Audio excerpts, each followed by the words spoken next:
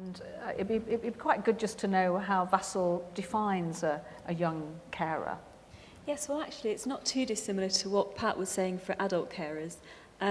Every organisation defines it slightly differently, but for us it's a young person aged between 12 and 17, just because that's the age we're funded for, who is affected by helping to care for somebody in their home who's either got a disability or is suffering from mental illness, or the very much hidden one in this area, and I thought this when you were saying that it's not always a rural idyll, is alcohol and drug abuse, because people think it doesn't happen in lovely leafy Harborough, and it absolutely does.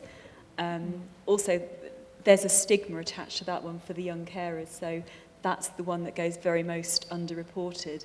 And also, it's not that obvious really to schools if there's a drug or alcohol problem in the home, whereas obviously if you've got a parent who's a wheelchair user, you can tangibly see that and do something about it. Yeah, it tends to come out in other ways, doesn't it? You know, in kids acting out a bit, or as you say, just covering up to an extraordinary extent, because they're quite frightened of the implications if they did share what was really going on at home with other people. Yes, there are members of my group have said that before they were formally identified as a young carer, they were terrified that if they told anybody what was going on at home, they'd be taken into care.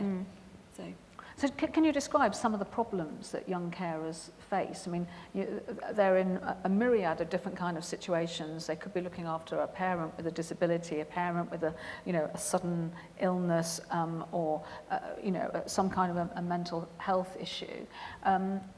What's the impact on those young people?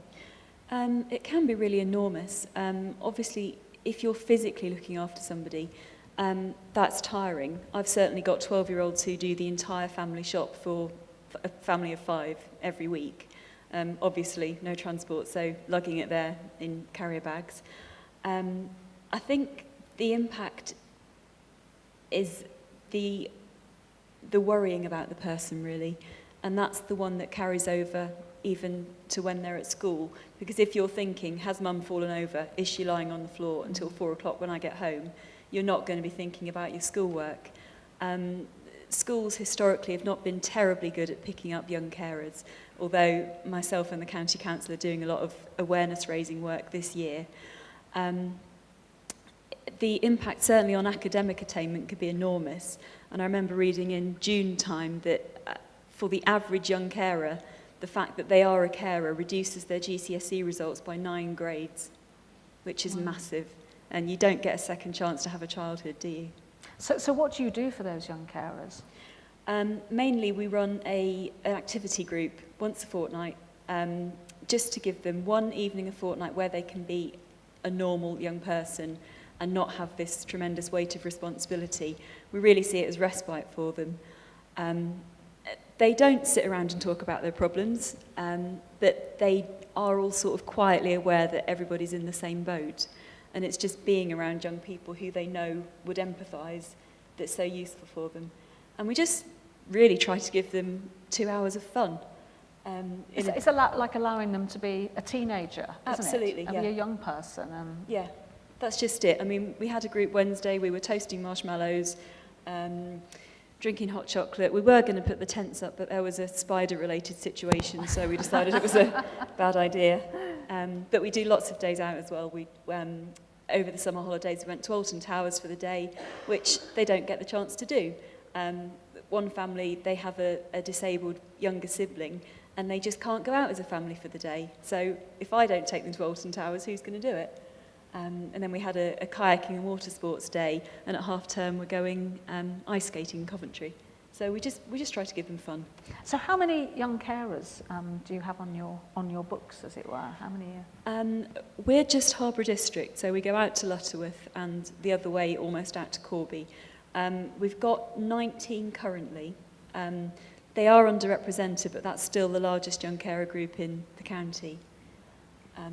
They are hugely underrepresented, but hopefully, as we raise awareness in schools, that will cease to be the case. Yeah. And it would just be really good, because as you say, in the same way that many older people don't see themselves as carers, perhaps many young, teenagers don't see themselves as that. And then, as you say, the confidence to come forward, they like that as well. Yes, because I think certainly when you're a child and when you're a young person to some extent, your situation is normal for you. So it's not until somebody points out that not everybody has the same responsibilities you do that you start to realise there's anything different. So how do you use volunteers in that project? They're absolutely integral. I'm looking at 3 of them right now. Because Harbour is such a rural area, lots of our young carers just couldn't get into the groups if we didn't go out and get them. So I have a team of about 10 volunteer drivers and escorts who zip off to Lutterworth or Corby or wherever and get them and bring them in, because the buses stop at 7:10 round here.